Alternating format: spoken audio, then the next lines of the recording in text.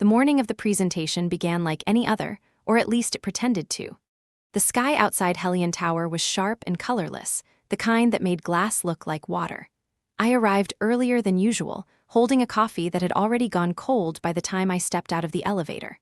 Every step echoed down the corridor like a countdown. The conference room was waiting, all marble shine and cold air conditioning, with its panoramic windows slicing through the skyline. The investors were already there, sitting in silence, their eyes fixed on the screen that glowed with the opening slide of my project, Eleumaione. For 3 years, that word had lived inside me. It was the product of thousands of hours of testing, redesigning, failing, starting again.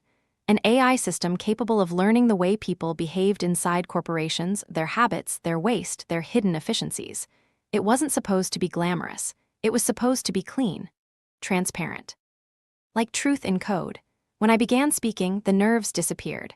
My voice settled into its rhythm, steady, deliberate, alive.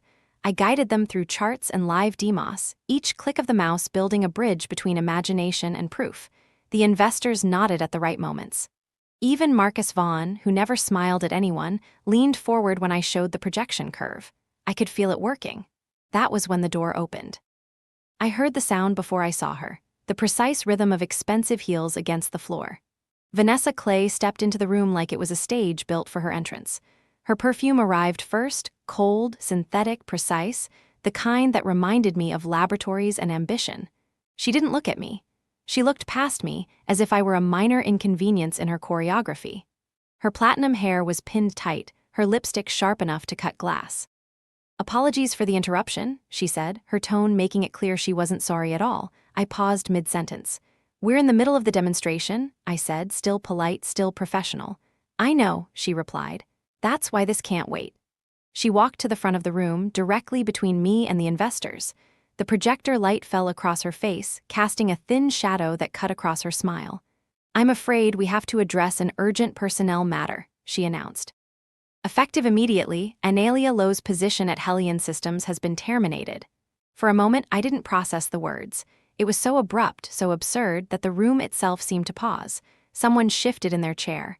One of the assistants dropped a pen, and the sound rolled across the table like thunder. I turned toward her. "Excuse me?" "This decision comes from upper management," Vanessa continued, holding up a folder that looked almost ceremonial. "Your department is being restructured. We appreciate your contributions, but this is final. Security will assist you once the session ends." My body was still, but something colder than fear slid beneath my ribs. Around the table, no one moved. The investors looked confused, embarrassed, curious. A few avoided my eyes. They knew this wasn't business. This was theater. "You're firing me," I said quietly, "in front of the people I brought here to invest in our work." Vanessa smiled again, a perfect curve of control. "These things are never easy." That was the moment I understood what she was doing. It wasn't just about power. It was about humiliation, removing me in front of witnesses, rewriting the story before I could speak. I should have defended myself right there. I could have told them that Vanessa and her partner Eric Dalton had been rerouting funds for months, burying fraudulent invoices inside project overheads. I could have exposed them. But not yet, not like this, so I smiled back. "Interesting timing," I said. "You always did have a sense for drama." She blinked just once, not expecting composure. "My mother's making dinner tonight," I added softly. "She hates when I'm late." A flicker crossed her face. Confusion, maybe, or recognition that something in her script wasn't landing as planned. The investors began whispering among themselves. Before she could recover, the door opened again. This time there was no sound of heels, no perfume, no performance, just presence. Daniel Lowe walked in, wearing a gray suit and the calm expression of a man who never entered a room without already owning it. His voice was level when he spoke. "Apologies for being late. There was a family emergency." Every head in the room turned. Vanessa's eyes widened, then quickly narrowed again as she realized what that meant, the CEO himself. "Mr. Lowe," she began, "we were just—" "I know," he said. "The termination paperwork, please." Her breath caught, but she handed it over. I watched him scan the page. His thumb pressed against the corner, a small, familiar gesture I'd seen my whole life when he was angry but refusing to show it. He passed the folder to his assistant. "Void this," he said calmly. Then, turning to the room, "Let's continue." No one breathed. He looked at me briefly, not as a father, not even as a superior, but as an equal. "Ms. Lowe, you may proceed." My heart was pounding so hard it felt like my ribs were hollow. I forced my hands steady and reopened my laptop. The slides flickered back to life, illuminating Vanessa's frozen expression. I started again from the top, my voice smooth as glass. Let's return to the data. Inside, something shifted. 3 years of patience had just turned into permission. The meeting bled out into the hallway in a shuffle of measured voices and careful glances. People spoke to me the way people speak at a wake, soft and curious, too polite to ask the only question that mattered. I thanked them for coming, thanked them for their attention, thanked them for pretending this was normal. Vanessa did not come near me. She stood a few doors down with Eric Dalton, heads close, lips tight, the way people look when the earth has shifted and they are still trying to decide if it is only an aftershock. My father stepped to my side without touching me. In public, he never touched anyone. His expression was made of glass. "Well done," he said. His tone was even, a neutral temperature that could warm or freeze depending on where you stood. "Thank you," I answered. "We will talk later," he said, and then he was gone, absorbed by a cluster of investors who leaned toward him like plants toward light. I did not return to my desk. The corridor felt wrong, like a mouth that had bitten down on a secret. I took the service elevator, the one that smelled faintly of cardboard and cleaner, and rode alone to the 3rd floor where the operations team kept its maze of cubicles and low walls. The lights hummed. Screensavers floated over empty desks. My space sat in the far corner, a tidy island with a view of a fire door and the curve of the city beyond it. Everything looked the same. The same ceramic mug with the faded silver rim. The same tiny cactus with one brave flower that refused to open. The same stack of printouts with notes along the margins in pencil. Order can look like comfort. It can also look like camouflage. I slid into my chair and let my hands find the screws beneath the top drawer. 3 turns to the left. A soft click. The false bottom lifted on its hinges and the smell of paper lifted with it. Not new paper. Paper that had been touched, folded, tucked away, chosen for a purpose. At the center was a crimson folder with a thin line of silver ink across the edge. I had written the word on a late night when the office was dark and the city lights looked like cold stars. Ruby. I laid the folder on the desk and the air seemed to change. That is the thing about evidence. It looks quiet. It looks like nothing more than ink and lines. It weighs more than it should. Every page remembers the hand that signed it, the eyes that looked away, the time stamp that no one noticed. I opened the first section. Vendor flows. Invoices that arrived like clockwork for events that never happened. Proposals that described services in sentences so vague they might as well have been dreams. Names that led nowhere. Addresses that led to storage units and post office boxes and houses that belonged to relatives no one mentioned at work.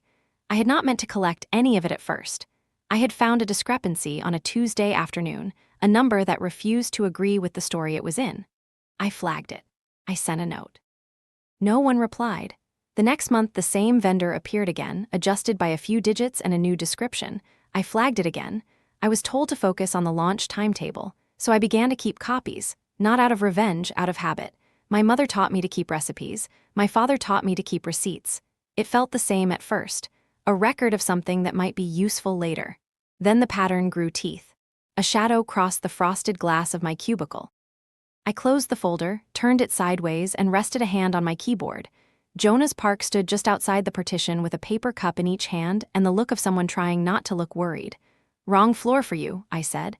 "I want to see if the coffee on your floor still tastes like meetings," he answered. "It does. I brought you something that tastes like coffee." He stepped in and set a cup beside the cactus. "You heard," I said. "The whole building heard," he said. Then the building heard the sound of that decision being reversed. I lifted the cup and tasted the heat. It steadied me more than I wanted to admit. "You should not be here," I said. "Probably not," he agreed. "But I figured if we pretend things are normal, maybe they will be for another 5 minutes." He glanced at the crimson folder and then away. Jonas had the rare gift of knowing where not to look. "Backups are running like you asked," he said quietly. "The nightly mirror is clean. If anyone is thinking of deleting anything today, they will have to step over a few fences." "Good," I said. "I will not ask," he added. "I know," I said. He left without another word. The hallway swallowed him and I was alone with the folder again. I turned to the section marked transfers. The dates lined up with quarterly reviews like beads on a string. Every time Vanessa announced a reallocation, money moved like fish beneath ice, quick and almost beautiful if you did not know what you were seeing. Eric's approval sat beside hers with the practiced ease of a signature that had forgotten its meaning. My phone buzzed. A message from an unknown number. Coffee, 20 minutes, 2 blocks east, corner table by the window. The name beneath it was short, Cora. I closed the drawer and locked it again. The folder went into my bag. I walked the long way out, not because I was afraid, but because fear loves shortcuts. The lobby was a river of suits and screens, and the air smelled like perfume and toner. Outside, the day had shifted from silver to the pale blue of early afternoon, and the wind off the water carried the scent of salt and diesel. The cafe was cramped and honest and full of steam. Cora Vance was already there, a cup cooling by her elbow, a notebook closed beneath her hand. She looked younger up close and older in the eyes, the way people look when they have already sat through more meetings than most people have conversations. "We have not met," she said.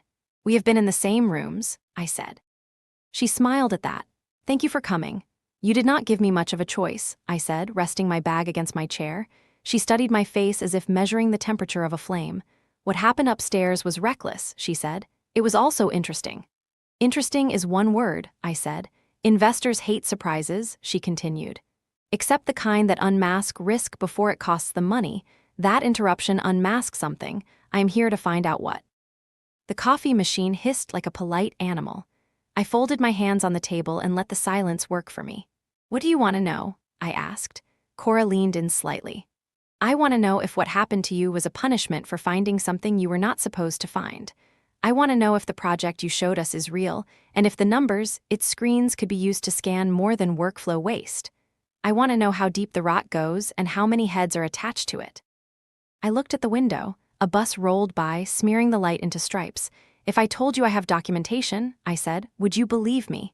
"I would believe it exists," she said. "I would not know yet if it is enough." "What would be enough?" I asked. "Originals," she said. "Wet signatures, logs with origin points, money that left the same place and arrived at the same names." "And if I had those," I said, "then I would say you have a duty," she answered. "Not only to your company. To any place that might do business with it." Her words did not thrill me. Duty never does. Duty is a heavy coat that you wear even when the room grows warm. I took a slow breath and felt the shape of fear settling into something more useful. "Do you know what Vanessa will do next?" I asked. "She will smile for a reporter," Cora said. "She will say she cares about women in leadership and about integrity in governance. She will call you ungrateful. She will call you privileged. She will say there were concerns about your work and pretend that the timing was a misunderstanding. She will try to erase what she does not own," I said. Cora nodded. "Which is why backups matter. Which is why allies matter. Do you have them?" "I have a few people who prefer facts to favors," I said. "Good," she said. "Facts can be lonely. Do not let them be alone." We finished our coffee without speaking. The street outside grew brighter, then dimmer as a cloud passed. When I stood, Cora did not reach for my hand. She reached for the notebook and slid it toward me. A number was written inside the front cover.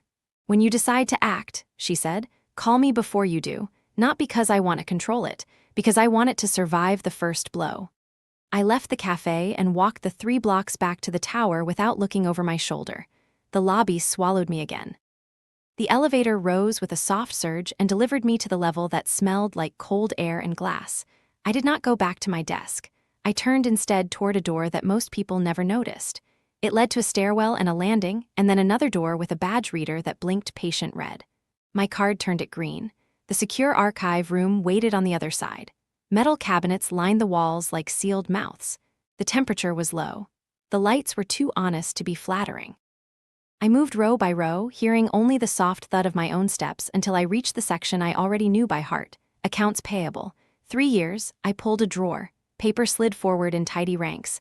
Originals, wet signatures, a history that had not learned how to lie. I began to choose. Vendor files with duplicate amounts spaced like echoes. Contract amendments with dates that married each other too closely. Approvals that arrived after the checks were cut. A sound at the door, not loud, not soft. The kind of sound that means someone decided to breathe where you are breathing. I did not turn. I slid a folder into my bag and kept my voice even. "Looking for something?" I asked. Eric Dalton's reflection found me in the metal of the cabinet. His tie was loose. His smile was small.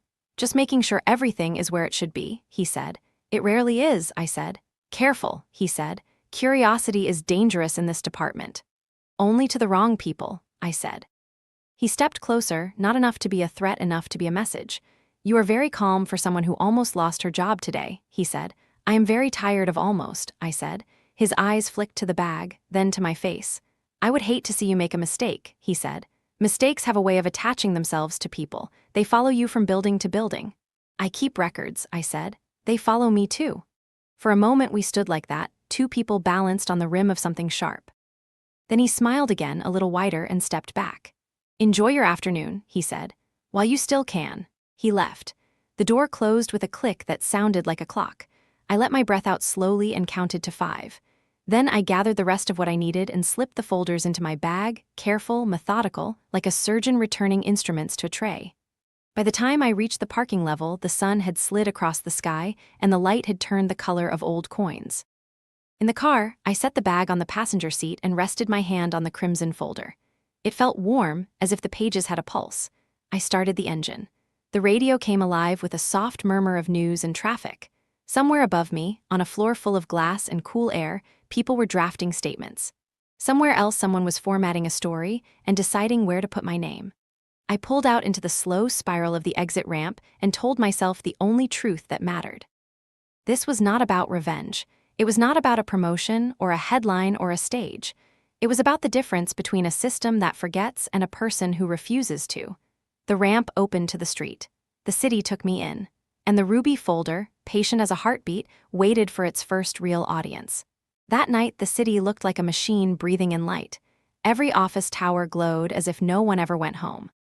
From my apartment window, the skyline was all glass and discipline, each floor stacked with people convincing themselves that control was a form of safety. I should have slept. Instead, I was sitting on the floor of my living room surrounded by papers, cables, and an open laptop that hummed like a small animal. The ruby folder lay beside me, its edges worn from too many cautious openings. It felt strange, keeping something so dangerous in a place as ordinary as my home. The files were real. Every line, every timestamp, every forged signature, I had checked them 100 times. The trick was deciding what to do with them. Proof meant nothing unless it could survive daylight. I opened the laptop again and connected to Hellion's internal network through a private tunnel I had built months ago. Most people thought the network ended where the login screen stopped them. They never imagined the doors hidden behind the walls. Inside the system, I could see the heartbeat of the company, transactions moving like veins under glass, every department a node pulsing with its own rhythm. It looked beautiful from this distance, the way a forest looks peaceful from the air. Only when you walk inside do you see what's rotting. I began tracing the transfers one by one. Payments that never matched their invoices, vendors that existed only as registration numbers, signatures copied from older forms and pasted into new ones. The deeper I went, the more the pattern repeated, like a melody written by someone who thought repetition would keep them invisible. There was a moment when I forgot I was alone. The apartment was quiet except for the sound of rain against the window. Each drop made the world outside blur a little more. I thought of my father then, the way he used to tell me that truth is a tool, not a weapon. That people only get hurt when they don't know which they are holding. My phone buzzed once on the table. A message from Jonas.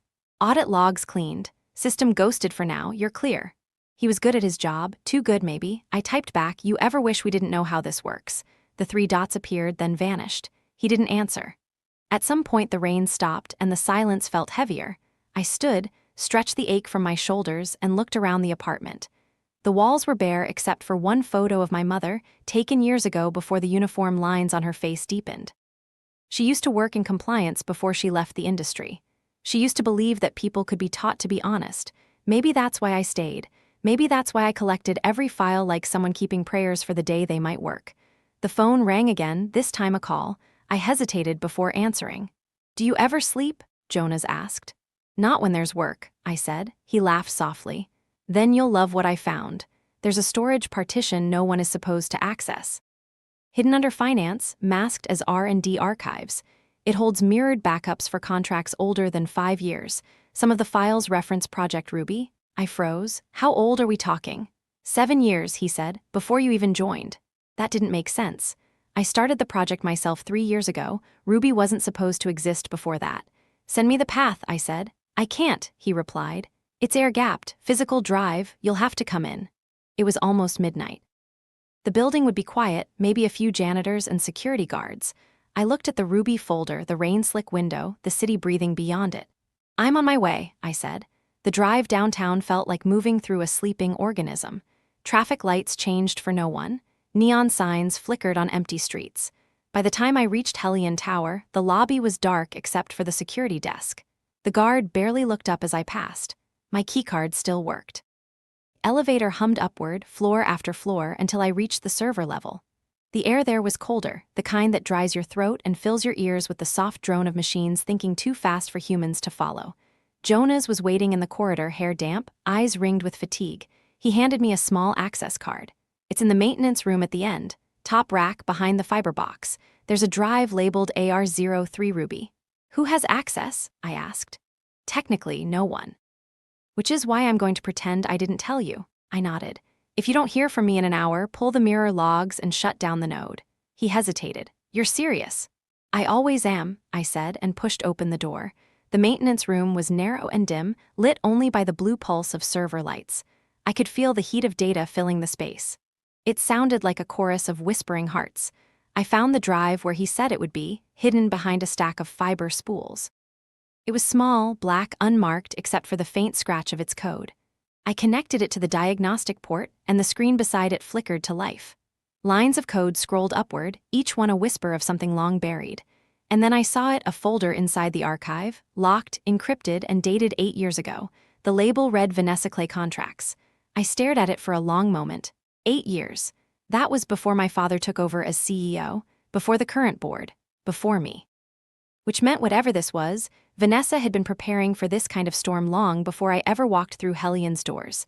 I reached for the decryption command and froze when the lights behind me flickered. Someone else was in the room. The pulse of the servers masked small sounds, but not the kind that come from breath. I did not turn. The glass of the diagnostic screen reflected a faint shape near the door, an outline that moved like it belonged here. I kept my hands steady on the console and let my voice find an even line. You should announce yourself, I said. A beat of silence. Then Eric spoke from the threshold. Only people with something to hide need announcements. He stepped into the blue wash of light and closed the door behind him with the gentlest click, as if courtesy could soften intrusion. His tie was gone, and his shirt sleeves were rolled to the elbow. He looked like the end of a long day learning new definitions for risk. Late for you, I said. Early for disasters, he answered. His eyes drifted to the small drive seated in the rack. You found the attic. Jonas always was too clever. It was listed under maintenance, I said. That was the joke, he replied, and for a breath the corner of his mouth lifted, the way people smile at their own bad ideas. Then it was gone and the room felt smaller again. He moved toward the rack and leaned as if to read the code etched on the shell. I stepped just enough to stand between him and the screen. No sudden gestures, only the kind of adjustment that changes the center of a room. Do you know what is on it? He asked. I know what the label says, I said. I know how old it is. That label is insurance, he said. Some people collect art. Vanessa collected exits. 8 years, I said, so this began before me. Everything begins before us, he said a little sadly. We just decide which part we carry. He watched my hands. I began the decryption and the screen answered with a lattice of prompts. Old encryption, elegant in a dated way, like a lock built by someone who loved locks more than doors. The first gate asked for a token. The second asked for a phrase. I typed a string from memory. The phrase was not a guess. It was a line Vanessa had repeated in staff meetings whenever someone asked about budgets. Always invest in momentum. The screen accepted it as if it had been waiting for the echo. The folder opened into a list of contracts that rolled for several pages. Vendor names that were not names, amendments tied to non-existent projects, a tangle of approvals spread across departments that no longer existed. And then a set of memos stamped confidential, each one short and brutal, like instructions for a heist told in polite language. Eric read the first few lines and exhaled through his nose. She always said the best place to hide a river is to call it a road. Who signed these? I asked. 2 signatures on everything, he said. Redundancy is safety. The other signature, I said. He tilted his head as if listening for a sound only he could hear. Sometimes mine, he said. Sometimes people who do not work here anymore. Because they left, I said, or because they were erased. He gave a small shrug that meant both. His eyes had the thin brightness of someone standing under a light they cannot turn off. When were you going to stop? I asked. When the numbers made sense, he said. when no one asked why the company was growing without building. That is not growth, I said. I know, he said. You think I do not know? We stood in the hum and the measured cold. The screen showed a payment flow that leapfrogged 3 entities before landing in a trust named for a street in a city I had never visited. I took a photo of the route with my phone and saved it to an encrypted vault. My fingers felt clean and dirty at the same time. Security logs are not on your side, I said. You tried to block the wipe last month, but your credentials approved 2 weeks before that. He did not flinch. Approval is not always consent. That will not matter to anyone holding a badge, I said. For a moment he looked at me the way someone looks at a door they will not walk through. You think Vanessa is the story, he said. She is a chapter. Chapters end. The book keeps going. Then help me close the chapter clean, I said. Or you can be written into the next one. He studied me and I watched the quiet calculation behind his eyes. He was not deciding whether to save me or himself. He was deciding if survival required both. He took a step back and turned his hands out, an old gesture of surrender that still knows how to lie. I will not touch the drive, he said, but I will tell you one thing. The people who made this possible are never the ones in photographs. They are the ones who write policies. Names, I said. He lifted his chin toward the screen. You will find them if you follow the signatures that are not signatures. Digital stamps applied by proxies, people in departments that approved nothing but somehow approved everything. Human resources, I said, thinking of quiet offices and impeccable manners. Legal review. Both, he said. Be careful where you stand when you say either out loud. A light flashed above the door. The sound of the outer lock engaged with a soft mechanical throat clearing. Eric looked at the ceiling and stepped toward the corner where the camera watched with its red eye. Time is over, he said in a voice meant for machines. If anyone asks, I came to check the climate monitors. I will tell the truth, I said. That you were here alone, he said. That you left before I arrived, I said. And that the monitors read normal. He almost smiled again. You really do keep records. The lock released and the outer door opened. A security guard leaned in, large and bored, holding a clipboard like a shield. Everything good in here, the guard asked. Humidity is stable, Eric said, gesturing to a random gauge. We are done. The guard nodded and left. The door settled back into its frame with a sigh. When we were alone again, Eric took 2 steps toward the exit. You did not ask me why I am warning you, he said. I assumed it is because you are out of exits, I said. He looked at the floor. It is also because you did not gloat in the boardroom. Vanessa expected blood. You brought data. I did not answer. He left. The sound of his steps folded into the corridor until only the machines remained. I stood very still until my pulse slowed and the room returned to its single language. I copied the contracts. I copied the memos. I copied the nested indexes that pointed to other indexes with names like training and wellness and culture, words that look like kindness until you watch where the money goes. When the transfer completed, I closed the archive and removed the drive from the diagnostic port. It felt heavier than when I had seated it, as if memory has weight. I slid it back into its hiding place behind the fiber spools. I wiped the console with a cloth from the maintenance drawer, not because I believed fingerprints would matter here, but because ritual calms the parts of the mind that do not understand courage. In the corridor, Jonas waited with the posture of a man who can hear sirens only he can hear. Well, he said, she keeps her exits in other people's names, I said, and she started years before we arrived. His mouth flattened. Then this will not be solved with a press release. Nothing worth solving ever is, I said. We walked together to the service lift. He handed me a small envelope unsealed, thin as a secret. Inside was a keycard without a logo and a sticky note with a short line in his handwriting. If they close the doors, this opens 3 more. You built another tunnel, I said. I do not like closed rooms, he answered. Neither do I said. In the lobby, the guard watched a small television playing news without sound. A caption crawled along the bottom. Market optimism holds amid corporate restructuring. A stock image of a smiling woman in a blazer filled the screen. For an instant, it looked like Vanessa. I felt the human flicker of anger and let it pass before it decided what to do with me. Outside, the street held the blue hour between night and morning. I breathed the air that smelled faintly of rain and metal. At a corner light, I stopped and looked up at Hellion Tower. Floors winked with cleaning crews and empty screens. Somewhere inside that stack of glass 2 people were rewriting a narrative. Somewhere else the past was already printed and hiding behind language. In my apartment, the papers waited where I had left them, patient as stones. I placed the new files beside the Ruby folder and sat on the floor with my back against the couch. For a long time, I did not open anything. I just listened to the building and the quiet and the kind of silence that comes right before a voice decides what it wants to be. When I finally moved, I did it like I was learning a map that had been drawn over other maps. I laid the memos in a column, contracts in another, signatures in a third. Threads crawled between them like hairline fractures, thin and unstoppable. I followed each one with a pen until the page looked like a star chart and the room smelled like ink and questions. At some point, the first gray of morning touched the window. The city shifted in its sleep. I made one folder for the board. One for the investors. One for law enforcement that did not yet have a name attached. Then I wrote a single sentence on a blank page and left it face up on the table where I could not ignore it. Present what is true. Let them decide who they are. My phone buzzed on the floor. A message from my father, time-stamped 5:42.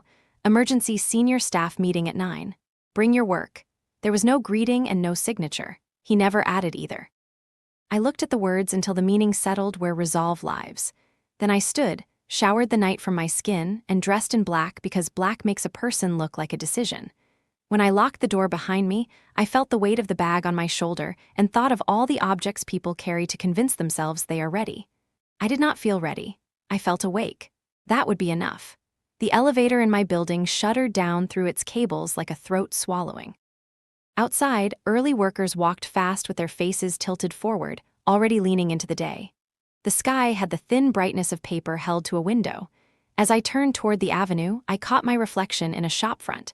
Calm face, clear eyes, a line in the mouth that was not anger and not fear. The look of someone who has decided to use the truth as a tool and not as a weapon. I went to work. The boardroom smelled faintly of polish and nerves. The long table reflected the ceiling lights like a second horizon. I sat near the end, the place usually reserved for guests or those waiting to be forgotten. Daniel took his seat at the head. Vanessa was opposite him, immaculate, composed, the kind of calm that costs too much to maintain. When the meeting began, words filled the room like smoke, terms such as restructuring, shareholder value, transparency.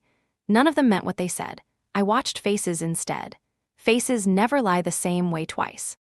Cora Vance entered 10 minutes late, apology already scripted in her smile. She carried a slim leather folder and the quiet authority of money that has decided to think for itself. I wanted to see the data firsthand, she said, sliding into the seat beside me. The presentation began. Vanessa spoke about cost optimization, Eric about efficiency. I clicked through slides on my tablet that did not match their numbers. The Ruby files lived behind the graphs, invisible but listening. Cora leaned toward me and whispered, "If I were to request a third-party audit, would you cooperate?" "I would," I said, "but you might not like what you find." "I prefer ugly truth to pretty math," she replied. When the session ended, Daniel dismissed everyone but asked Vanessa, Eric, and me to stay. His eyes were gray, the color of decisions made long ago. "We will review the financial flows personally," he said. Vanessa nodded, too quickly. Eric looked at the floor. Outside, Cora caught up with me near the elevators. "You have something, don't you? What makes you think that?" "You didn't flinch," she said. "People with nothing to hide always flinch when threatened." We stepped into the elevator. The doors closed on the sound of distant conversation. "What are you planning?" she asked. "An internal review," I said. "Quiet for now." "Quiet never stays quiet," she warned. "If you need an ally who can speak to the board, call me." The elevator opened. I watched her walk away, the echo of her heels steady, confident. Allies appear like storms, unexpected, impossible to predict, and capable of changing the temperature of everything they touch. Back in my office, Jonas was waiting, leaning against the wall with his laptop open. "They just tried to wipe the secondary server," he said. "Whose credentials?" I asked. "Eric," he said, "but the command string looks automated, scheduled weeks ago." "So someone wanted the data gone before today," I said. He nodded. "I restored most of it. There's a pattern. Every deleted packet references an internal memo labeled Ruby Audit. Someone knew the name. That hit harder than I expected. The code name had never left my files. "Check who accessed the metadata," I said. He typed fast. "2 accounts. One is yours." "The other," he turned the screen, "Vanessa Clay." I felt the slow surge of adrenaline, not fear, something colder, the confirmation that the game was already in motion. "Back it all up," I said. "Off-grid." "External drive?" "No," I said. "Something they can't reach, personal cloud under an alias." He smiled. "You always plan 3 exits ahead." "That's the minimum," I said. When he left, the office felt too quiet. The windows showed the city dissolving into evening. I thought about Cora's offer, about Jonas's loyalty, about the silence that came from the other side of my father's desk. Allies, yes, but every ally is also a potential double agent until proven otherwise. I opened a new file, labeled it Contacts, and began to type notes the way soldiers count supplies. Cora VANCE, resource, investment influence. Motive unknown, possible risk medium. JONAS Park, tech support. Loyal but afraid. Risk low until cornered. Daniel LOWE, CEO, father, unknown intent. Risk unquantifiable. Vanessa Clay, enemy, confirmed. Objective, control narrative. High risk. ERIC Dalton, weak link. Possible informant or escape plan. I saved the file, encrypted it twice, and shut the laptop. For a long moment I sat in the dark, feeling the pulse of the building through the floor, the hum of machines, the breath of air vents, the faint vibration of elevators carrying secrets up and down. Every system has its own heartbeat. If you listen long enough, you can tell when it skips. The next morning began too quietly. Quiet is never a good sign inside Hellion. It means someone is rewriting the rules while everyone else is still sleeping. I arrived early, before the first wave of analysts. The lobby was still dim, music from the cafe echoing against marble. On my desk sat an envelope. No address, no sender. Inside was a single printed email. Ms. Lowe, it has come to our attention that internal documents have been accessed without clearance. You are required to submit your system credentials for review before noon. Compliance Office. The letter smelled faintly of toner and threat. I folded it once and placed it in my drawer. Vanessa was moving faster than expected. Jonas appeared in my doorway, breathless, carrying 2 coffees. You got one too, I nodded. They're tightening the perimeter. He set the cups down. She's spinning it as a cyber investigation. Claims there's a data leak connected to your team. Then we leak the truth first, I said. He stared at me. That's dangerous. So is silence. I opened the secure drive on my laptop. Inside, the files from the night before waited like evidence in a courtroom. Contracts, memos, transfers, a city of lies mapped line by line. I needed to choose which truth to show and to whom. Cora, Jonas asked. She has reach, I said, but if we hand her everything, we lose control. She doesn't look like someone who likes control. Everyone likes control, I said. They just call it something else. He rubbed his temples. You know this could burn both of us. Then let's make sure the right people get burned first. At 11:30, I walked into the compliance wing. The department was too white, too still, as if someone had designed it to look like innocence. A young officer greeted me with the kind of smile that doesn't reach the eyes. Ms. Lowe, thank you for coming. We'll just run a standard verification. I handed over my credentials and watched the clock while he typed. 5 minutes passed. 10. Then the door opened and Vanessa herself walked in, holding a tablet like a judge with a verdict. Analia, she said warmly, you've had quite a week. I'm adaptable, I said. I admire that. I also admire loyalty. It's a currency rarer than profit. She placed the tablet on the desk and rotated it toward me. On the screen was a login report showing my midnight access to the restricted archive. Tell me, she said softly, what were you looking for in a drive that doesn't exist? Her eyes were calm, too calm, the kind of calm that only comes when you believe you've already won. I was checking discrepancies, I said. It's my job. Not at midnight, she said. Not under a ghost account created by your IT friend. You mean Jonas, I said.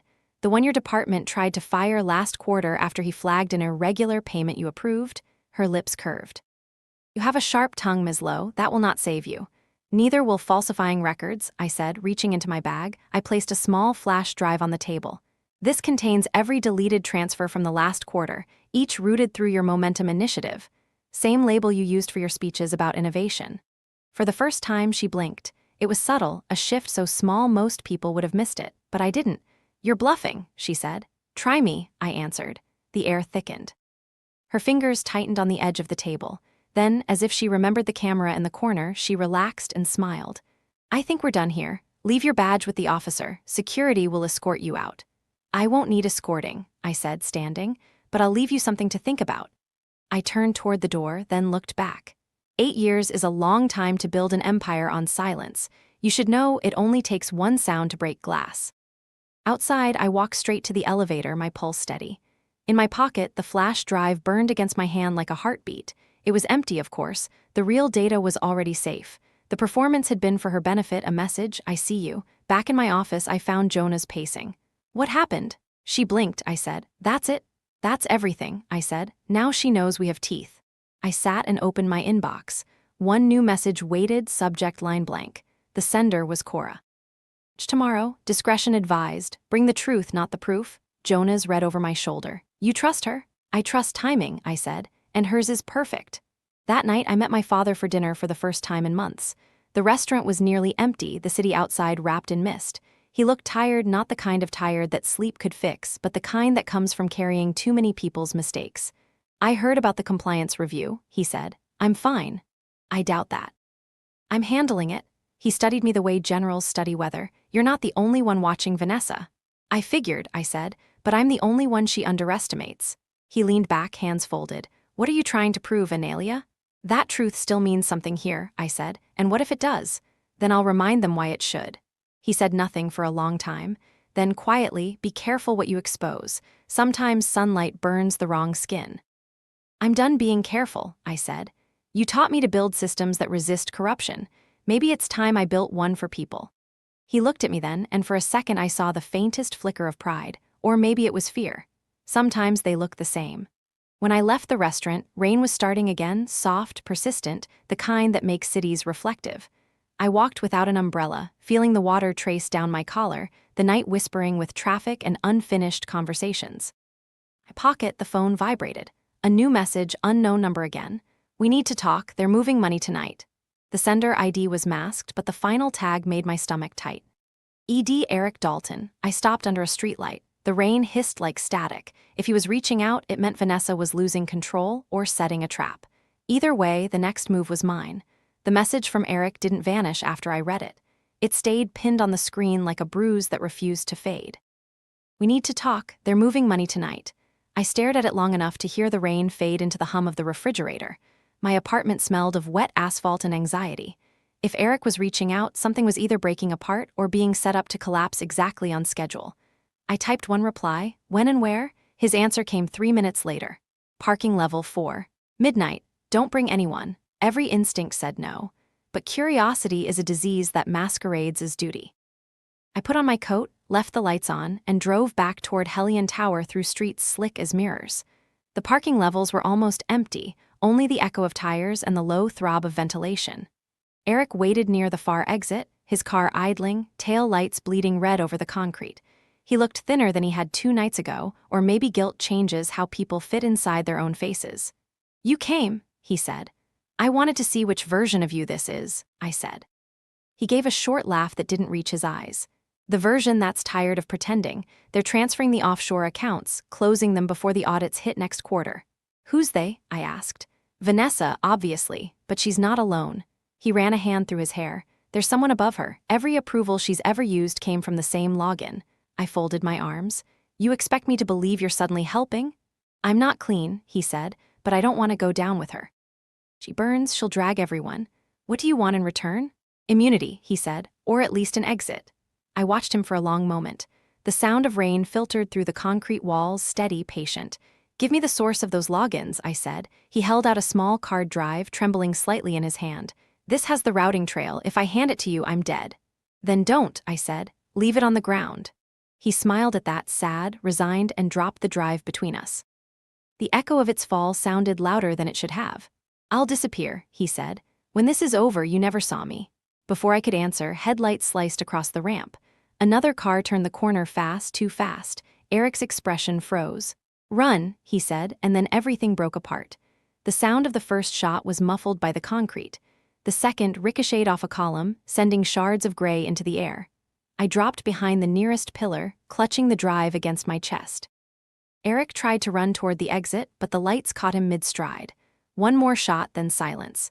I stayed still until the engine sound faded away. When I reached him, he was already gone.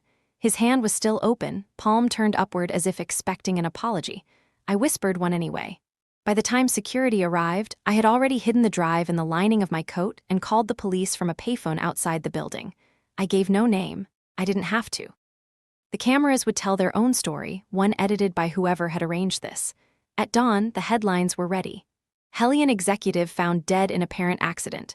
Accident. They used that word like a bandage. When I walked into the office later that morning, eyes followed me like magnets. Vanessa was already there, flawless, composed, offering condolences to anyone who looked frightened enough to need them. Terrible thing, she said when she saw me. He was under a lot of stress. From what? I asked. She tilted her head slightly. You should be careful, Analia. Stress is contagious. I smiled. Then you must be patient zero. Her smile never wavered, but her pupils tightened. I walked past her without waiting for an answer. In my office, Jonas was waiting. He closed the blinds the second I entered. You saw the news, he said. I was there, I said. He froze. Jesus, are you? I'm fine. He exhaled and pressed his palms against the desk. Security is running a full review. They'll look for footage. You need to stay invisible. I can't, I said. We're running out of time. I pulled the card dry from my coat. Eric gave me this before he died. It traces the approvals above Vanessa. Jonas stared at it like it was a live wire. You should hand it to the authorities. I will, I said. Just not yet. First, I want to know who she answers to. He hesitated, then nodded. Give me 2 hours. While he worked, I sat by the window watching the rain return. It always returned. That was the thing about weather and corruption. Neither ever stayed gone for long. At noon, Jonas slipped back in, pale but smiling. Got it. The approvals all route through a dormant executive profile, Patricia Hale. Head of HR, I said. Yeah, but she hasn't signed anything in months. Every entry is digital. She's the ghost, I said. The one keeping the lights on behind Vanessa. Jonas hesitated. You know what this means? It's bigger than her. I know, I said. That's why we go public. He stared at me. You'll be crucified. Maybe, I said, but at least the cross will be made of evidence. The meeting was scheduled for 3 p.m. The entire board would be there. So would the investors. It was the perfect stage, and I was done waiting for permission. As I walked toward the conference floor, the air felt charged, the kind of static that comes before a storm. The elevator doors opened to a hallway full of people pretending to work. Their eyes followed me all the way to the glass doors of the boardroom. I paused, hand on the handle. Then I heard my father's voice behind me. Are you sure about this? I turned. He looked older, the gray in his hair more deliberate somehow. You told me once, I said. That truth is a tool. It's time I used it. He nodded once, the smallest gesture of surrender. Then make it count. I pushed open the door. Inside, the board was already seated, Vanessa at the far end, calm as marble. She gestured toward an empty chair beside her. Join us, Ms. Lowe. We were just discussing your performance metrics. Then let's talk about performance, I said, placing the drive on the table. Everyone here loves data, so let's see some. The room didn't breathe for a few seconds. The small drive on the table was nothing, a sliver of plastic and metal, but everyone looked at it as if it were a live grenade. Vanessa laughed first. It was soft, melodic, and almost kind. The kind of laugh people use when they want to remind you that you're out of place. You've been busy, she said, but this is a confidential board session. Evidence should be submitted through proper channels. Proper channels are what got us here, I said.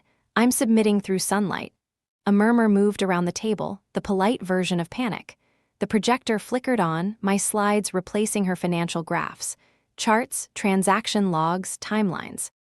For a heartbeat, everyone was silent, leaning forward, their reflections swimming in the numbers. Each of these, I said, represents a transfer masked as R&D or consultancy expense. Every signature used the same root authorization, yours. I turned to her. The projector light cut across her face, washing it pale. Vanessa's smile didn't vanish. It sharpened. You've mistaken visibility for understanding, Analia. Those are authorized redistributions under the Momentum Initiative. Your own department was part of it. I nodded. Yes, but only one department benefited directly. Click. The next slide displayed a chart of offshore accounts, all linking to shell companies. Each company led to one account under the same initials. VC. The silence thickened until it felt like fog. Cora Vance was the first to speak. If what she's showing is accurate, we have a legal obligation to report it. Accurate? Vanessa repeated, with mock amusement. The data came from a terminated engineer who accessed our servers illegally. She's manipulating internal logs. Her eyes flicked toward my father, Daniel Lowe, the CEO, sitting still at the head of the table. His expression was unreadable. Mr. Lowe, she said sweetly, I'd like your judgment. Do you condone your employee breaching executive systems? Every head turned to him. My pulse thundered so loud I could barely hear. He looked at me for a long moment, the kind of look that holds years of unspoken conversations. Then, slowly, he said, This meeting will proceed as scheduled. Vanessa blinked. Sir? She has the floor, he said. The projector light trembled slightly. I took a breath and switched to the final slide, the cross-referenced approvals. The authorization chain doesn't stop with Vanessa, I said. It leads further to Patricia Hale, head of human resources. There was a visible reaction, a low exhale, a chair scraping backward. Impossible, someone muttered. Vanessa's expression cracked just a fraction. It was enough. Patricia's profile has been used to validate every fraudulent signature for 8 years. She's the one maintaining the system, rewriting the oversight logs. Before anyone could respond, the door opened. Patricia Hale herself walked in, calm, precise, carrying a tablet. "I heard my name," she said. The timing was too perfect. My stomach tightened. "Patricia," Vanessa said, smiling now, "please confirm whether these authorizations are yours." Patricia looked at the screen, then at me. "Those are company protocols," she said evenly. "Nothing more." "Then explain the duplicates," I said. "Explain why your ID was used while you were on leave 2 years ago." Vanessa stepped closer to her, voice soft but sharp enough to cut. "Analia, this obsession of yours is dangerous. You're turning ordinary clerical processes into conspiracy theories." "Then let's make it simple," I said, sliding a copy of the audit across the table. "We can call in the auditors right now." She didn't touch the paper. Instead, she looked directly at my father. "This is what happens when family interferes with governance," she said. "Your daughter is putting this company at risk." The word daughter landed like a detonator. The room stilled. Cora blinked. "Daughter?" Vanessa turned slowly toward the others, voice perfectly measured. "I thought everyone knew. Analia Lowe is Daniel's daughter. She's been operating under his protection this entire time. Every accusation she's made is tainted by conflict of interest." The room erupted, whispers, confusion, the kind of sound that means judgment has already begun forming. I looked at my father. His eyes had not moved. He didn't deny it. That was worse than confession. "I kept my name quiet because I wanted to earn my position," I said, trying to steady my voice. "Every file, every discovery came from my work, not his." Vanessa folded her arms. "And every rule you broke came from his silence." The board members avoided my eyes. I saw the balance shift, not because they believed her, but because doubt was easier than courage. Daniel finally spoke, his voice low. "Enough, we will adjourn." Vanessa smiled faintly. "Of course, we should take time to ensure transparency." She turned off the projector, plunging the room into half-light. For a moment, all I could see was the ghost of the graph still burned onto the wall, numbers floating like afterimages of truth. Cora touched my arm as we left. "You knew this might happen," she whispered. "I didn't know how far she'd go," I said. "Now she's won the room," Cora said, "at least for today." "Then tomorrow we change the room," I said. In the corridor, Vanessa caught up to me. "That was brave," she said softly. "And stupid." I faced her. "You can bury the truth, Vanessa. But you'll run out of ground." She leaned close enough that I could smell the faint metallic tang of her perfume. "You're not fighting for justice," she said. "You're fighting for recognition. And when people learn who your father is, you'll lose both." She left without waiting for my answer. I stood there until the hallway emptied, then pulled out my phone. There was one unread message from Jonas. "They found the backup servers. We're compromised." The world tilted slightly. I typed back, "Pull what you can. Meet me in sublevel 3, now."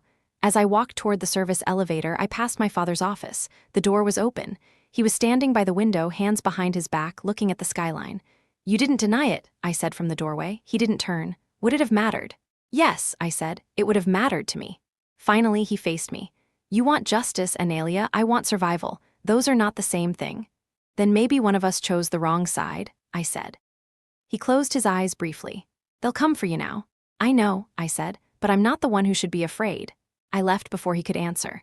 The elevator descended, humming like a mechanical heartbeat. Each floor that passed felt like shedding another layer of safety.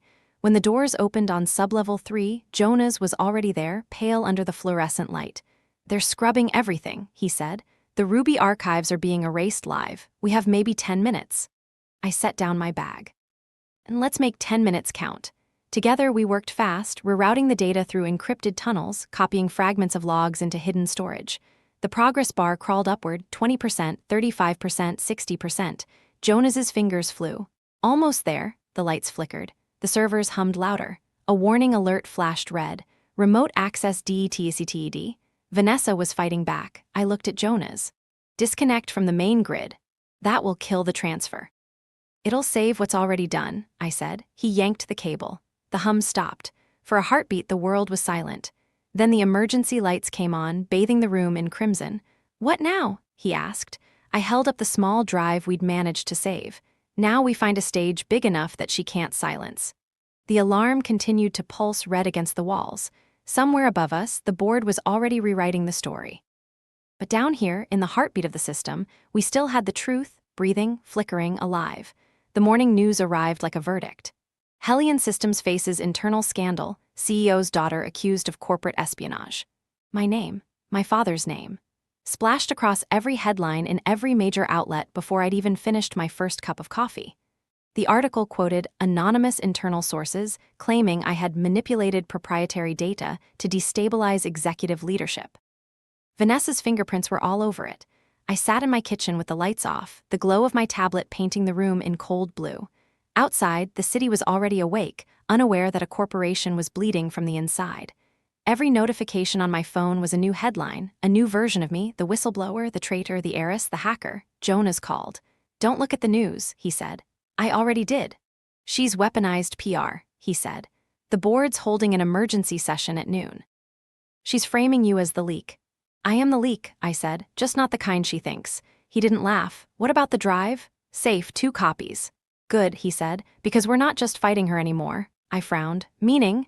"Legal sent subpoenas to my department. They're freezing all system logs. Anyone who talks gets suspended." "She's cleaning the witnesses," I said quietly. "Not cleaning," Jonas said. "Erasing?" I stood, pacing the small room. The air felt electric, like the moment before a storm hits the glass. "We need to move faster. I'm done reacting." "You have a plan?" "Not yet," I said, "but I have leverage." I hung up, grabbed my coat, and headed out. The city air was thick with heat and diesel, the kind that sticks to skin. Every billboard that bore Hellion's logo looked like a mask now. At the company entrance, security stopped me. "Ms. Lowe, you're not authorized to enter." I showed them my badge. "It's been revoked," the guard said. I smiled faintly. "Then you'll want to tell Vanessa she just locked herself in with her problem." He didn't move. I turned away, pretending to leave, but my fingers brushed the side panel where the maintenance latch sat hidden. Old habits die hard. 5 seconds later, the service elevator door opened, and I was inside the building again. The higher I went, the quieter it got. By the time I reached the executive floor, I could hear only the hum of the air system and the faint clicking of keyboards. My father's office door was closed. I didn't knock. He looked older than I remembered. His tie was gone, his sleeves rolled up, eyes ringed with exhaustion. "Why are you here?" he asked. "Because you're the only one who still has access to the board's internal feed." He looked at me carefully. "What do you want from me?" "Your silence," I said, "and 15 minutes of bandwidth." He leaned back in his chair, watching me the way he used to when I was a child, as if weighing whether I understood the consequences of fire before touching it. "You're making enemies you can't outlive." "Maybe," I said, "but she's making history she can't erase." He sighed, then turned to his console. 15 minutes, no more. That was all I needed. While he unlocked the node, I opened the encrypted drive. The logs glowed across the screen, transfers, approvals, hidden accounts. I routed them through Hellion's internal feed, syncing them with the company's investor dashboard. "Once this goes live," I said, "they'll see everything." He didn't answer. At 12:04, the screen on the wall flickered. The live board broadcast began. Vanessa sat center frame, smiling the way people do when they know cameras are watching. "We at Hellion take data integrity seriously," she said. "Unfortunately, an internal breach led by a rogue engineer has forced us to take decisive action." My father's eyes flicked to me. I pressed enter. The screen split. Her broadcast continued on one side. On the other, the investor dashboard erupted with real-time data, every fraudulent transaction tied to her name, every shadow account, every memo signed by Patricia Hale. The feed automatically mirrored across the company's internal network. Thousands of employees were watching. Vanessa's voice faltered. What is that?" Her PR smile fractured. She tried to signal the tech team, but the system was already out of her hands. Jonas had done his job. The servers were bleeding truth across every device in the building. Cora's voice cut through the chaos. "Ms. Clay, would you care to explain why 8 years of hidden funds trace back to your accounts?"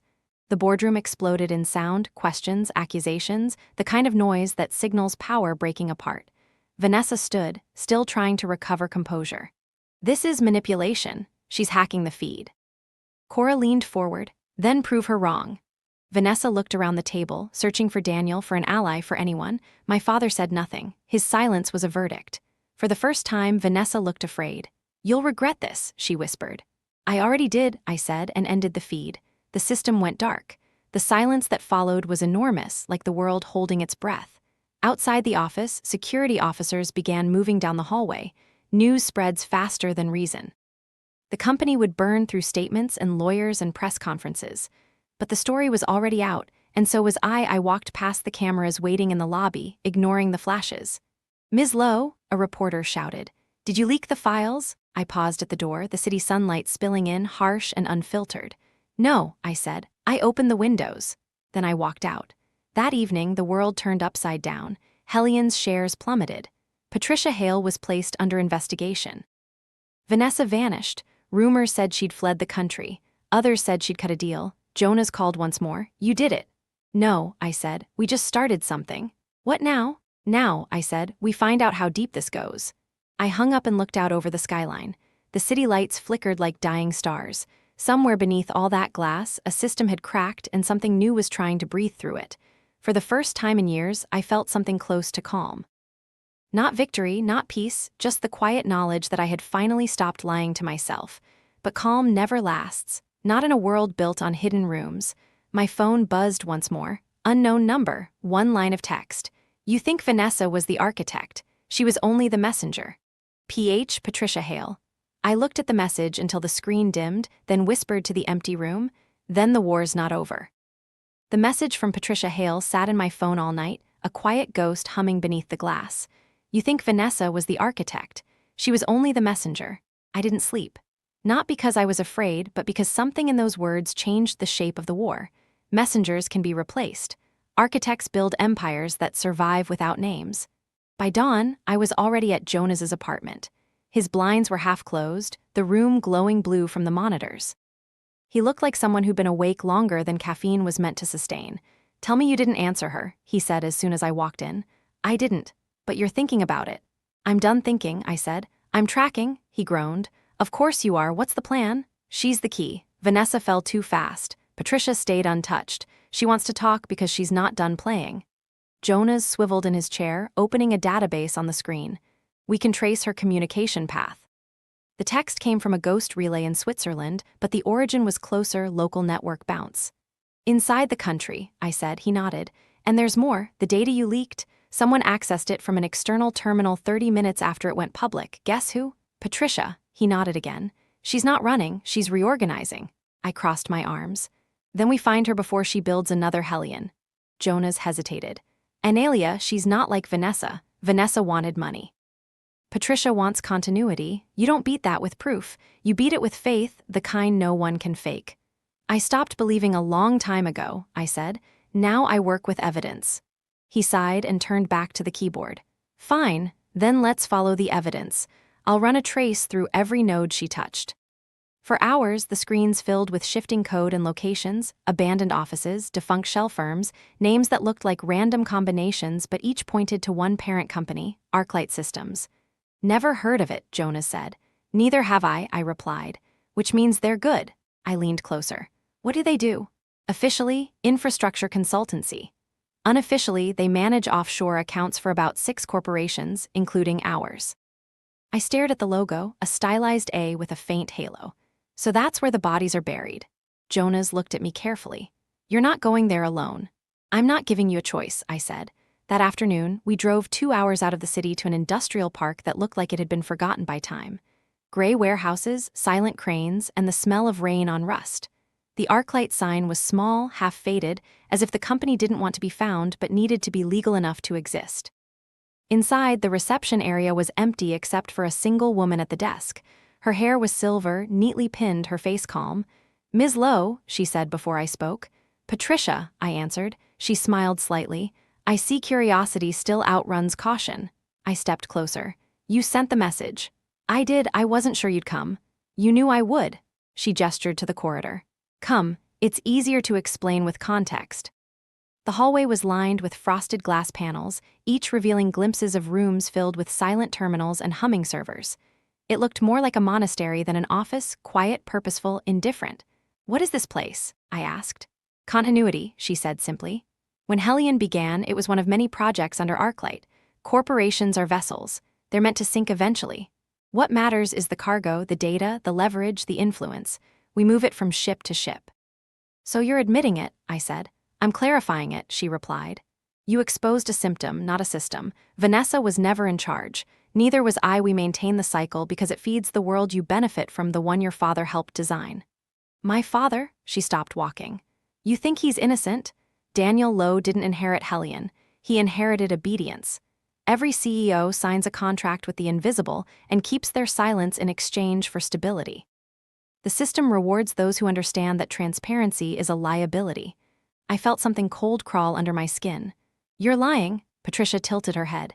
Am I? You have his access keys. Check the earliest backups. The first Ruby folder wasn't created by you. It was signed by Daniel Lowe. The floor seemed to tilt. My throat tightened. No, your father built the architecture, she said softly. Vanessa refined it. I maintained it. You exposed it. That makes you one of us. I stepped back. I'm nothing like you. Of course you are, she said. You love control, you worship truth, but truth is only valuable when it's scarce. You could destroy everything, or you could lead it. She turned and walked toward a glass door at the end of the corridor. Behind it was a server room glowing with faint red light. The network is still running, she said. All the data you think you freed now belongs to Arclight. You can delete it if you wish. One command. Or you can protect it, use it, reshape it. I stared through the glass. The servers looked alive, breathing, pulsing, whispering like 1,000 voices waiting for orders. What happens if I delete it? The market collapses. Thousands lose their jobs. Governments intervene. Hellion's rivals rise, and your father is destroyed. And if I do, you become what you've been pretending not to be, the architect. The hum of the machines filled the silence between us. I thought about everything I'd done, everything I'd ruined, everyone I'd lost. You think giving me a choice makes me complicit, I said. It makes you real, she said. The world isn't built on morality, Ms. Lowe, it's built on maintenance. I turned to her. And what do you get out of this? A successor, she said simply. I almost laughed. You think I'd take your place? You already did, she said. When you leaked the files, you didn't end the system. You proved it could evolve. She reached into her coat and handed me a small envelope. Inside was a single keycard, red metallic, engraved with one word, Ruby. The main terminal, she said. Only you can access it now. I looked down at the card, then back at her. Why give me this? Because every architect needs an exit, she said, and I'm tired of corridors. She walked away, leaving me alone in the hum and glow of Arclight servers. I stood there for a long time, the keycard heavy in my hand. I could feel the weight of it, of choice, of consequence, of legacy. In front of me, the screen waited.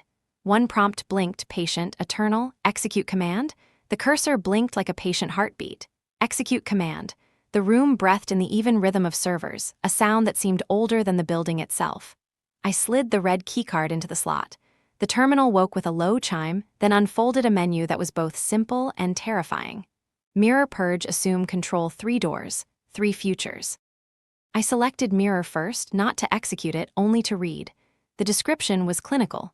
Create an immutable ledger on an external node, notarize with time keys, broadcast to designated authorities. The list of authorities was not regulators. It was a set of private custodians under the Arclight umbrella, a mirror that reflected back into itself. I backed out and opened Purge. A single paragraph. Wipe the ledger. Trigger a cascade that tears the ghost roots from every connected company. The warning beneath it was longer. Economic shock. Legal exposure. Lives bent under the force of sudden gravity. Assume control offered only a passphrase field. No description. No warning. Only a request for the word that opens the room no one admits exists. Behind me, the glass made a soft sound, air shifting, as if the building had sighed. I set my palms on the metal edge of the console and forced myself to breathe. Patricia wanted me to choose. She had arranged the hallway, the speech about continuity, the easy righteousness of deletion, and the seductive certainty of control. She had left out the distance between justice and damage. The key icon in the corner pulsed gently. I opened a shell and began to search the deepest ledger. Early backups, first entries, the bones of the system before it learned to walk on other people's names. The screen filled with lines that looked like scripture written by accountants. At the top, a creation note appeared. Ruby Index V1. The author line was short. D-Low, I tasted metal. I scrolled again to be sure. A timestamp from 11 years ago. A concise message attached to the commit. Preserve copies of high-risk transactions for continuity review. Access restricted. Custodian to be assigned later. He had written it before he was CEO, before the current board, before me. Not theft, not yet. A door for a future that might need a way to remember. Somewhere along the way that door became a tunnel. Someone paved it and charged a toll. I pulled out my phone and called him. The line rang twice. He answered with my name, not a greeting. "Tell me it is not true," I said. Silence, then the sound of his breath finding the bottom of his lungs. "It was a containment measure," he said. "After a scare we could not share. The company needed a spine that could hold even if the surface broke." "You gave the spine to strangers," I said. "I thought I could watch it," he said. Arclight kept promises in those days. When I moved upstairs, the oversight changed, and the thing I made was already doing what it was built to do. It remembered. I told myself that remembering is a kind of morality. "And when Vanessa turned memory into money," I asked, "what did you tell yourself then?" "That I could not tear down a building with people inside," he said, voice low. "That if I pulled the thread, the fabric would smother them." I looked at the three options again. Mirror that fed the same mouth. Purge that burned the town to kill the sickness. Control that crowned the next priest. "You made a tool," I said. "Patricia turned it into a system. I will not be the next keeper." "You cannot win this clean," he said. "Choose the damage you can live with." I ended the call before the part of me that still wanted to be his child replied. A soft tap sounded in the glass. Patricia had returned without announcing herself. She stood with her hands folded, patient as a librarian. "The log tells a complicated story," she said. "You want the simplest possible ending. There is not one." "You built a cathedral for a mission," I said. "You call that maintenance, I call it appetite." She inclined her head, neither offended nor flattered. "What will you do, Analia?" I did not answer. I opened a new window and typed a line that Jonas would understand if he were here. "Create external ledger with public notarization. Remove Arclight as custodian. Assign temporary custody to independent auditors with a hard timer. At expiration, publish to open registry." The code did not exist inside this terminal. I would have to write it as I went, splicing calls from the existing mirror path and grafting them to a destination that had never been named here. "The network will resist," Patricia said softly. "You will lose pieces. You will awaken debts that sleep under other floors." "I know," I said, "but the city will still stand." She watched me work without moving.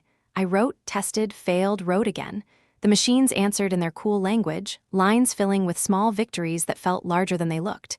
When the first handshake returned from the independent node, I let out a breath I had not realized I was holding. Patricia stepped closer, a faint smile in her voice. "You are not deleting. You are not inheriting. You are building a third path, a very elegant one." "It is a bridge," I said. "People will cross it. Some will fall. I will not pretend otherwise." "You could still stop," she said. "Assume control and the pain will be arranged, not scattered." "Arranged pain is how you sleep," I said.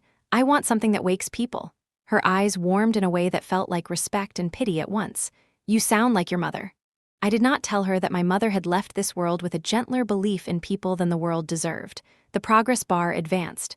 27%, 39, 56. I felt the hum of the room change. The network knew a new map was being drawn. On the glass, a red light blinked. Security notification. External connections detected. Patricia glanced at it and then at me. "I can call them away," she said. "You should thank me for that." "You are not doing it for me," I said. "For the system," she agreed. "Systems do not like spectacle." The percentage crept upward. 71, 84, 92. I thought of the people on the payrolls, the families behind the numbers, the interns who believed that merit still mattered, the guards who learned names and forgot them for a living. I thought of Eric, whose last look was not fear but exhausted relief, as if the smallest truth he had ever risked had finally landed somewhere that would not drop it. 98, 99, complete. The screen asked for confirmation. Send notarized digest to public registry upon timer expiration.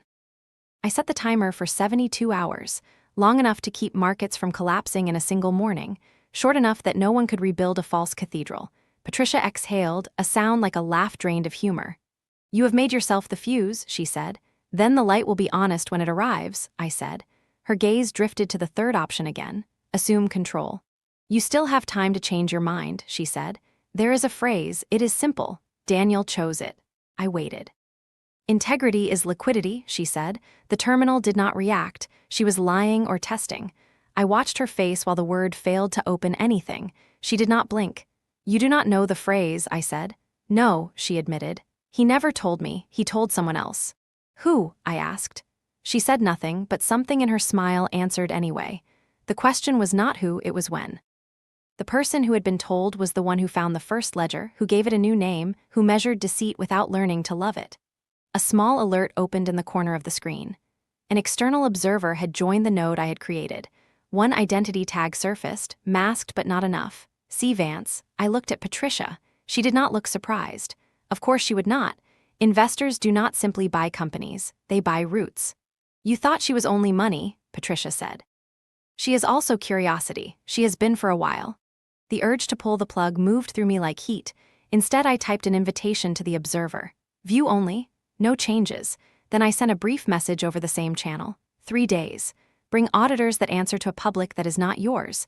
The reply arrived in a single line. Understood. Footsteps sounded in the corridor. Security, not running, walking the way people walk when their orders are to be present, not to intervene. Patricia touched the door control and the glass cleared to let them see 2 people standing in a room that hummed like the inside of a power station. She gave them a pleasant nod. They waited in the hall and watched through the glass as if it were an aquarium. You have what you came for, she said to me, and you have what I came for as well. What did you come for? I asked. To step out, she said. You cannot hand off a cathedral to someone who wanted only gold. You hand it to the person who hates cathedrals and still understands why people go inside.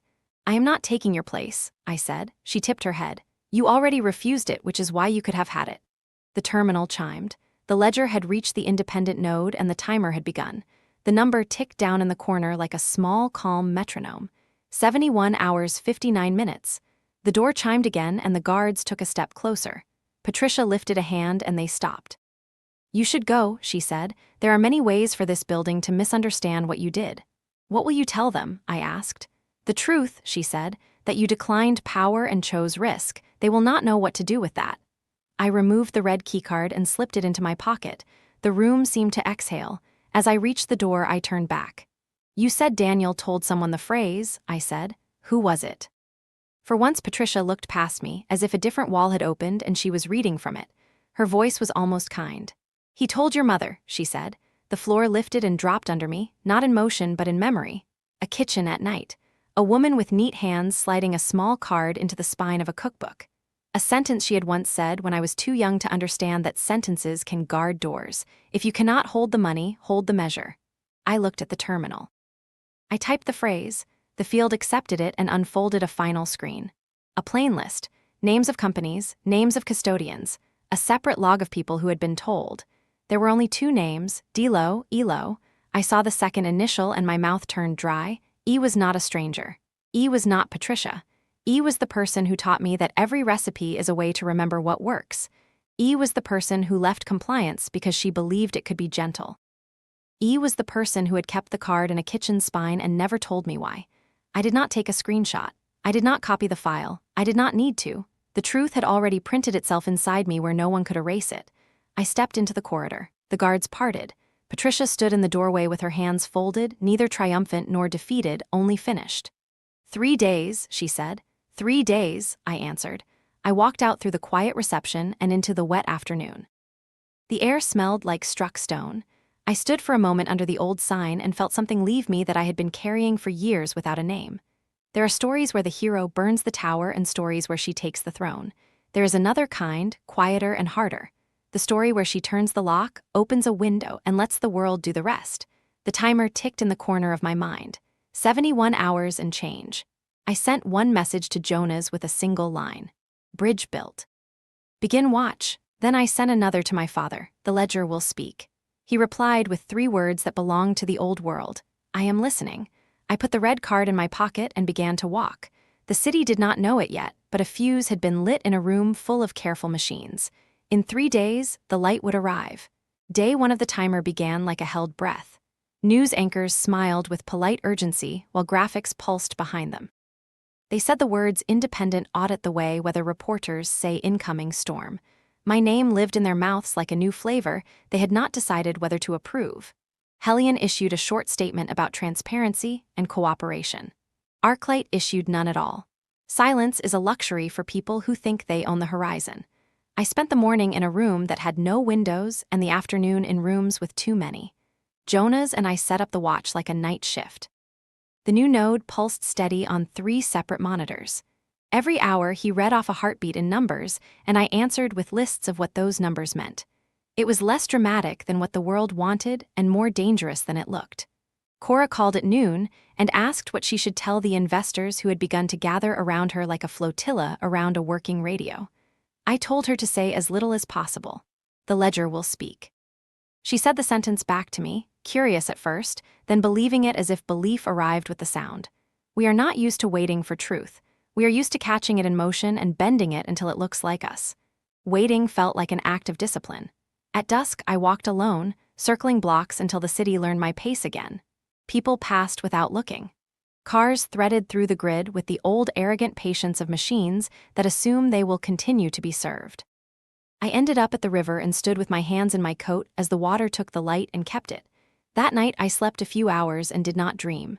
When I woke, the timer said 57 hours. Coffee tasted like a rumor. My phone chimed with the kind of messages that pretend to be concern and ask for access.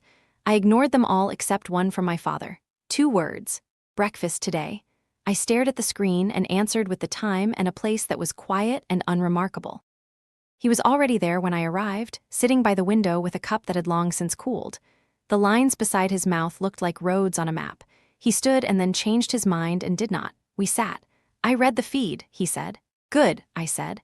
I saw the early ledger, he added, and the floor moved a little under my feet. The line I wrote is clumsy.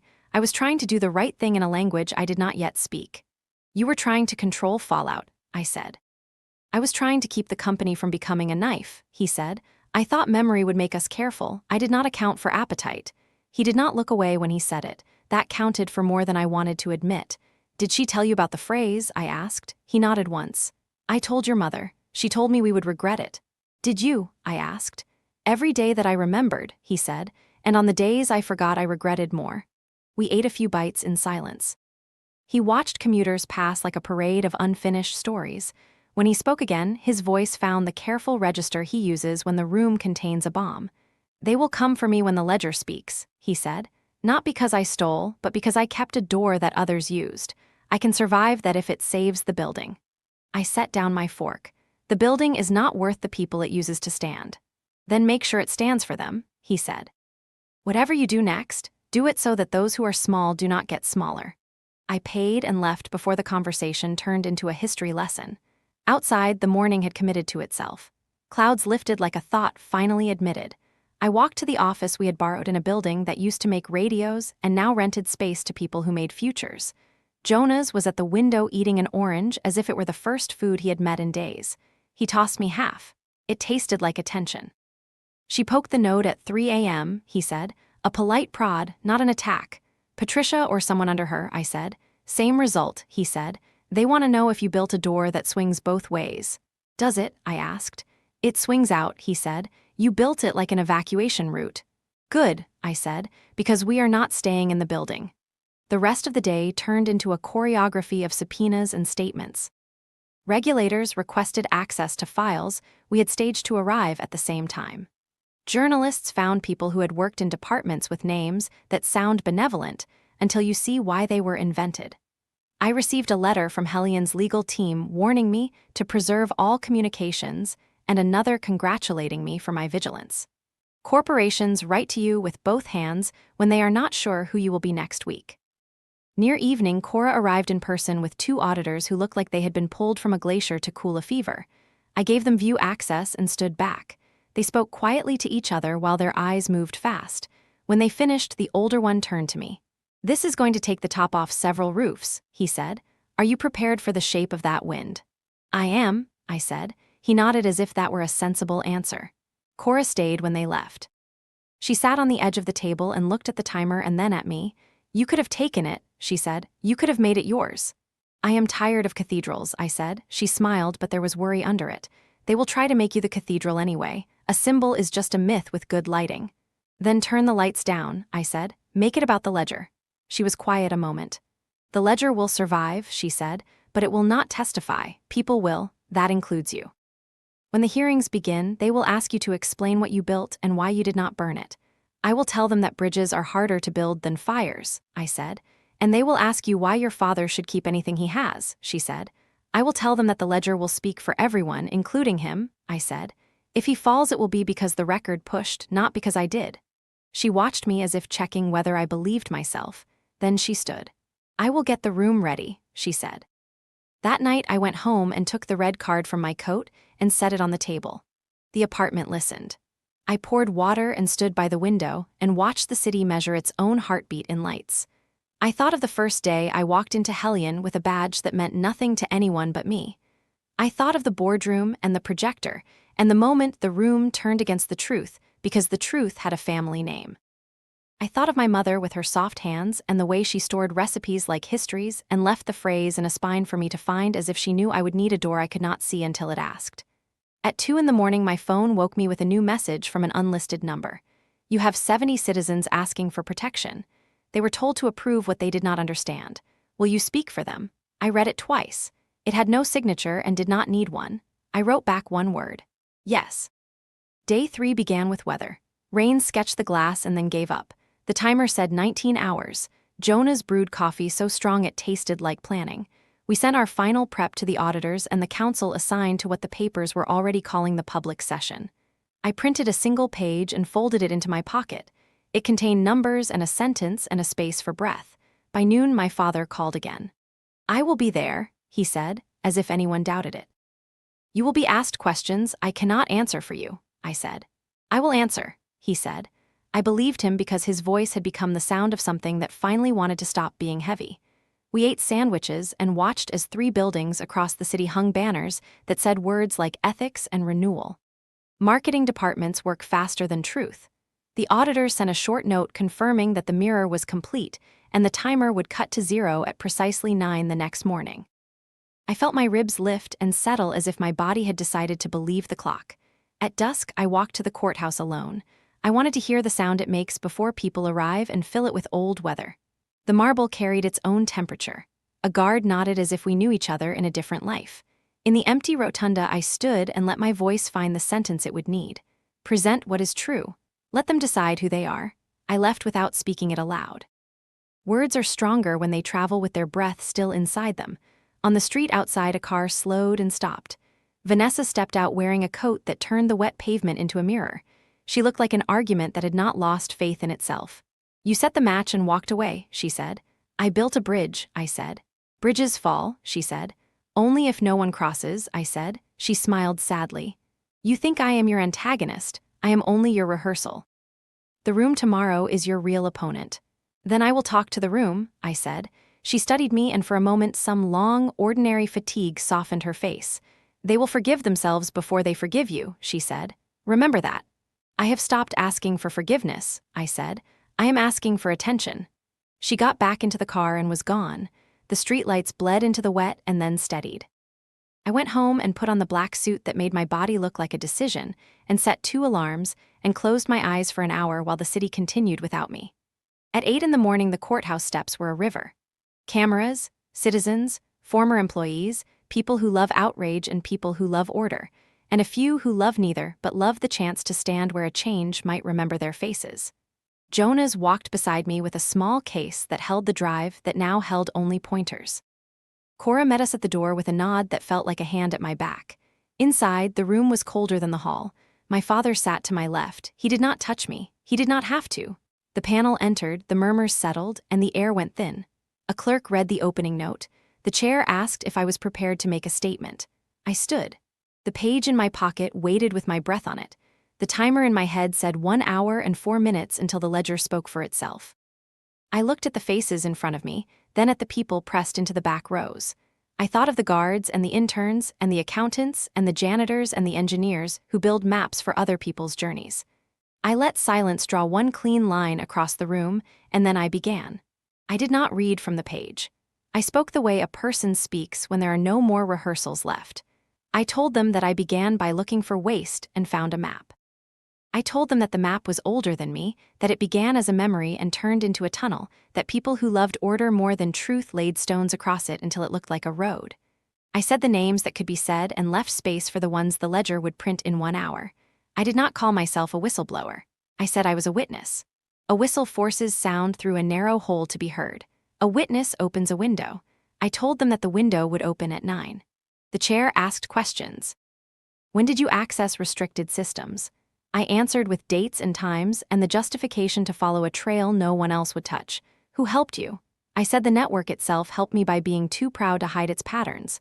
What do you seek from this process? I said repair and the refusal to forget. Do you believe your father bears responsibility? I said the ledger would speak for him, and for me, they called my father next. He did not ask for a statement. He began with an apology to the employees whose labor had been used to polish the surface of a machine that was not what it claimed. He described the early ledger in plain words that made it sound smaller than the damage it had grown to hold. He said he had believed that a quiet tool could keep loud men honest. He said he was wrong. He did not defend Vanessa. He did not condemn Patricia by name. He said only that systems become what their keepers are willing to tolerate. A lawyer asked him if he had ever profited. He said no. He said the profit was a fiction that bought time. He said time is the most expensive lie in business. The room listened with the kind of stillness that belongs to funerals and revelations.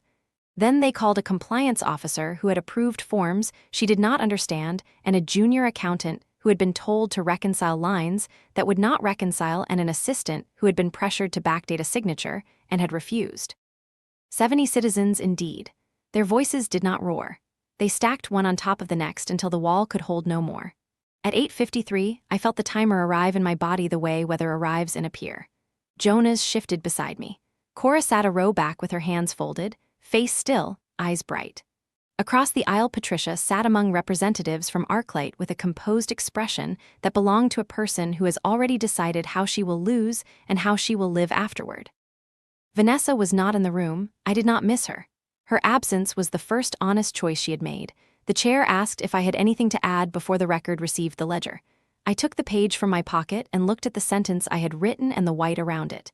The white felt like air. I put the page down. Present what is true. Let them decide who they are. I said it softly, and the microphones carried it across stone. The clock on the wall turned its hands. At 9, the monitors along the paneled wall came alive. The independent node broadcast opened like a clean wound. Numbers, roots, custodians. A registry address that belonged to no private custodian at all. The notarization seal a public thing no one in the room owned. The sound that followed was not a gasp. It was the kind of murmur that belongs to a field when wind decides to move through it. People looked from the screens to the papers in their hands as if words should have prepared them for this many numbers telling the same story. The chair asked for quiet and did not get it. The auditors spoke in clipped sentences that meant it was real. Outside the doors, the building drew closer and the marble learned a new echo. Then the questions changed. Not if but what next. Not who alone but how many. Not whether to prosecute but what to protect while doing it. This is how aftermath begins. Not with music but with lists. They asked me how I got the node to publish on a timer. I said code can be taught to keep promises better than people. They asked me if I would accept a role in the public custodianship of future ledgers. I said yes if public meant public and not a softer word for private. They asked me if I would return to Hellion. I said I could return only to a place that existed in daylight. The panel did not know whether that was a yes. Neither did I. They asked my father to step out while they conferred on emergency measures. He stood. Our eyes met.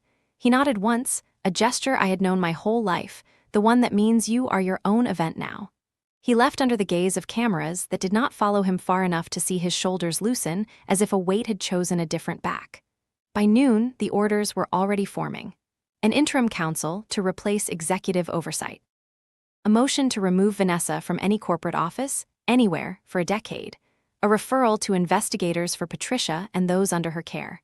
A preservation directive that made the new mirror a civic monument with a maintenance schedule and a public key posted where anyone could learn to read it. The language was dry and it felt like water. I stepped into the rotunda, and the sound came at me with a force that had no malice in it, only appetite. Questions about intent. Questions about loyalty. Questions that wanted a single name to blame and a single phrase to wear to dinner. I said the same line until it was not performance but pulse. The ledger will speak. They will decide who they are. Outside, rain began. Reporters lifted jackets over equipment and still asked. An older woman in a work badge I did not recognize touched my sleeve and said thank you with the soft assertiveness of someone who cleans rooms before dawn and knows which doors never open and now might. A young analyst said he had thought of quitting and now would not. A guard I recognized from Hellion's lobby lifted 2 fingers from his cap and gave the smallest salute a person can give without making it a joke. I carried each gesture as if it were a note I did not want to drop. Near the steps, a car door opened and then closed. Vanessa had come after all. She stood at the curb in a coat that did not care about rain. The crowd shifted without parts of it knowing why.